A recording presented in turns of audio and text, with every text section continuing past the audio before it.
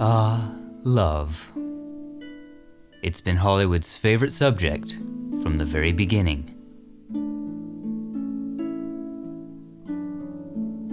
They've swept us away in timeless tales of passion and romance. I love you more than I've ever loved anyone. Yet some of the greatest love stories ever to come out of Hollywood were not found only on the big screen, but extended off as well. Thought you might want to kiss me goodbye.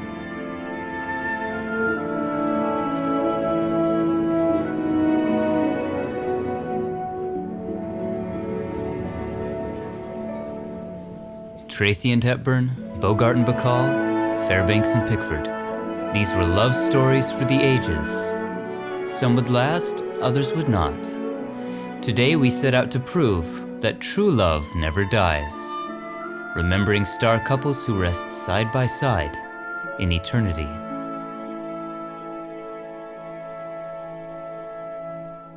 Here at Forest Lawn Hollywood, we find Bobby Troup and Julie London. They were both talented musicians and actors, Bobby remembered for his hit Get Your Kicks on Route 66, and Julie for her signature song Cry Me a River. They married in 1959 and starred together in the 70s TV series Emergency. Ernie Kovacs and Edie Adams were among the first couples to make us laugh on television. They met in 1951 when she was hired to work for his show. Ernie's courtship of Edie was as quirky as his television performances, including buying a Jaguar to take her out in style, hiring a mariachi band to serenade her, and giving her a diamond engagement ring and asking her to wear it until she made up her mind. It didn't take long for her to say yes. The two eloped in Mexico, where the ceremony was given in Spanish. As neither of them spoke Spanish, the officiator had to prompt them to say "sí" at the I do portions of the vows. They remained married until Ernie's death in 1962. Resting between them is their daughter Mia. The quintessential wholesome family of the 50s was the Nelson family. Husband and wife Ozzie and Harriet met and married in the 30s and performed as musicians and on the radio, then television with their own show, The Adventures of Ozzie and Harriet, which also featured their sons, David and Ricky. The Adventures of Ozzie and Harriet, starring the entire Nelson family, Ozzie, Harriet, David, and Ricky. Here is Ozzie, who plays the part of Ozzie Nelson. And of course his lovely wife Harriet as Harriet Nelson. They were married for 40 years until his death in 1975. Over now to Forest Lawn, Glendale, we find Hollywood's it girl, Clara Bow, and her husband, actor Rex Bell. Clara was one of the biggest stars of the 20s, and Rex, a Western star, later became Lieutenant Governor of Nevada. The two married in 1931 and left Hollywood for Rex's Nevada ranch. Between them, they made only a few more films in the years to follow, disappearing from public life and focusing on family. They remained married until his death in 1962. Above Rex and Clara are Alan Ladd and Sue Carole. Alan was an actor, remembered for films like Shane and This Gun for Hire. Sue Carole had a career as an actress before retiring in the 30s to become an agent. One of the rising stars she signed was Alan Ladd, helping to launch his career. They married in 1942 and remained together until his death in 1964. In the next column are Jeanette MacDonald and her husband Gene Raymond. Jeanette was an actress and singer, remembered for her musical films alongside stars like Nelson Eddy. Gene was also an actor, seen in films like Red Dust. Many thought Jeanette and Nelson would end up together, but it was Gene who won her heart. They married in 1937, and even starred in a film together, 1941's Smilin' Through. Nat King Cole was a popular musician and vocalist whose career spanned the 30s to the 60s. His wife Maria was also a singer, performing with Count Basie and Duke Ellington. The two married in 1948 and remained together until his death. Every day I'll fall in love all over again with you. I'll never let our love grow. I'll always keep it new. Among their children was singer Natalie Cole. George Burns and Gracie Allen are one of Hollywood's great true love stories. They met and teamed up on vaudeville in the early 1920s. As they performed together, George began to fall in love with Gracie. But Gracie was engaged to another man at the time. Still, he continued to try to win her over, and according to his autobiography, Gracie, a Love Story, he finally succeeded when making her cry at a Christmas party. Gracie said, quote, "You're the only boy who ever made me cry, and I decided that if you could make me cry, I must really love you." They married in 1926, and for the next 40 years would entertain audiences side by side on stage, radio, and television. She wakes me up when I'm in slumber deep to ask me if I really am asleep. Why do I stand for it? I love her, that's why. He'll start a quarrel over silly things, like wrecking cars or losing diamond rings. Why do I stand for it? I love him, that's why.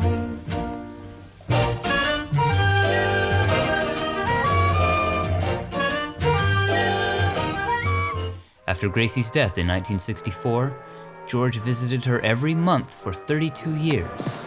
Hi, Googie. Now they're together again. One of the great power couples of the late 30s and 40s was two of Hollywood's biggest stars, Clark Gable, the king of Hollywood, and Carole Lombard, the queen of screwball comedy. They met in 1932 while filming No Man of Her Own. Oh, you look grand, darling. If we weren't married, I'd flirt with you. Why don't you try it anyway?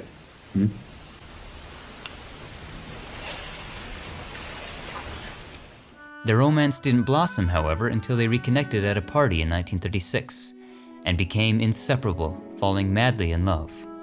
They married in 1939, then purchased a ranch in Encino for their home, where they raised chickens and horses. But their storybook romance would only last 3 years. Carole died in a plane crash in 1942 while returning from a war bond rally. Clark was devastated by the loss of Carole, and those close to him say he was never the same again. Another Hollywood power couple of the 30s was Irving Thalberg and Norma Shearer. Irving was Hollywood's wonder boy, from a young age helping turn MGM into Hollywood's most successful studio. Norma was one of the biggest stars of the 30s. They married in 1927 and remained together until Irving's untimely death in 1936. The inscription from Norma on Irving's crypt says, "My sweetheart forever." 2 floors down is silent film's most adorable couple, Harold Lloyd and Mildred Davis. The two met in 1919 when Lloyd was looking for a replacement for his previous leading lady, Bebe Daniels. Their chemistry on screen spilled off screen, and the duo married in 1923, remaining married until her death in 1969. So adorable were these two on screen that nearly a century later, singer Drake Bell alluded to them in his song, End It Good. I'm overjoyed like Mildred Davis and Harold Lloyd, 'cause baby you started something new and I'm gonna end it good. 1 floor down is the urn which holds the cremated remains of Wallace Reid and Dorothy Davenport. Wally was one of silent film's early romantic screen idols. In 1913 he married Dorothy, an actress. Theirs was a happy marriage, and they were even seen together on screen in several films.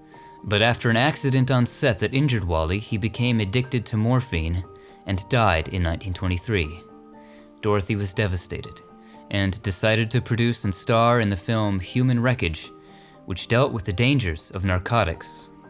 She never remarried, and they would be reunited here 54 years later after her death. One of Hollywood's most legendary romances was between Humphrey Bogart and Lauren Bacall. Bogey, the hard-boiled leading man of films like Casablanca and The Maltese Falcon, and Bacall, the smoky-voiced leading lady in films like The Big Sleep and Key Largo.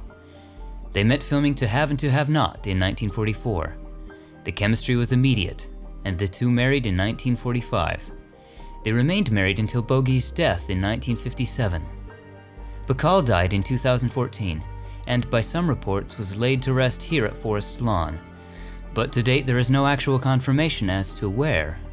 So we need to put an asterisk on this one. We want to believe that after her death she was laid to rest here with Bogey, but we just don't know for sure. In any case, she is with him in spirit, having entombed a gold whistle with Bogey's urn, an allusion to one of their most famous scenes together. You know how to whistle, don't you, Steve? You just put your lips together and blow. At Westwood we find legendary comedic actor Walter Matthau, interred with his wife, Carole Grace, who was an actress and author, and was reportedly the inspiration for the Holly Golightly character in Truman Capote's Breakfast at Tiffany's. Walter and Carole married in 1959 and remained together until his death in 2000. At Holy Cross Cemetery, singers Bing Crosby and Dixie Lee rest side by side. Bing was one of the most popular singers and actors of the 30s to the 50s, with hits like White Christmas and the popular Road To series of musical films with Bob Hope and Dorothy Lamour. Dixie, whose real name was Wilma, was also a singer, and many people don't realize that when Bing and Dixie met in the late 20s, Dixie was actually the bigger star. They married in 1930 and would record 2 duets together. When the world is cold, I will feel a glow just thinking of you and the way you look tonight. Oh, but you're lovely with your smile so warm. Dixie died of ovarian cancer at just 40. Jean Acker's claim to fame isn't so much that she was an actress, but that she was the first wife of Rudolph Valentino, a marriage that would only last a few hours, as she locked him out of the honeymoon suite on their wedding night. After a series of other failed relationships, Jean met former Ziegfeld Follies girl Chloe Carter, and the two started a lifelong romance, remaining together for the rest of their lives, and now rest side by side here at Holy Cross. In the Holy Cross Mausoleum are Fred McMurray and June Haver.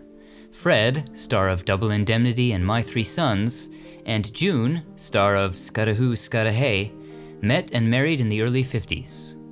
They were together nearly 40 years until his death. In the chapel at Hollywood Forever, in a glass front niche, the urns of Bebe Daniels and Ben Lyon rest side by side. They were both popular actors and singers for decades, both in Hollywood and the UK. Now that I'm here, I'll tell you how I've missed you. That's after I've kissed you. And now let's talk about the wedding morning. Let's plan a honeymoon. The army can't wait till June. That's why I have come home on leave.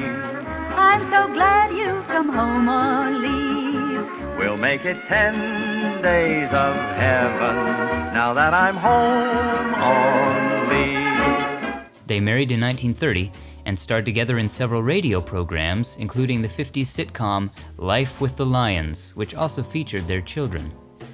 They were together 40 years until her death. Another real-life couple that made us laugh on radio and TV was Jack Benny and Mary Livingston.